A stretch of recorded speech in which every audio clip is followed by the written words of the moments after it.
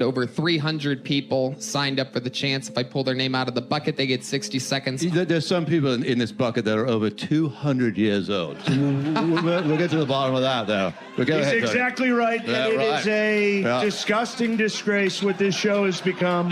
There's 200-year-old men in that bucket, and Elon's going to sniff them out like a guarded truffle pig. Right. Yeah. Right, my liege.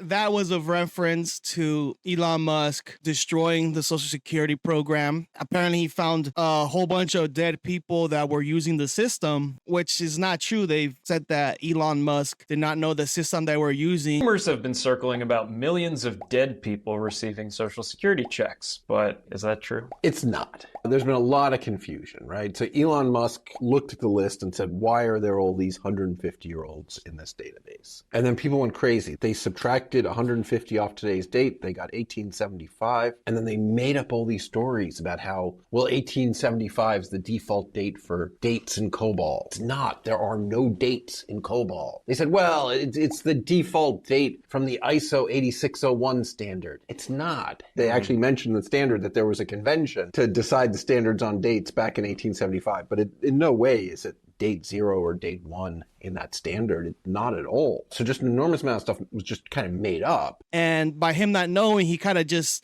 said that a bunch of people dead in the system that are taking money from you and they're costing you money, right?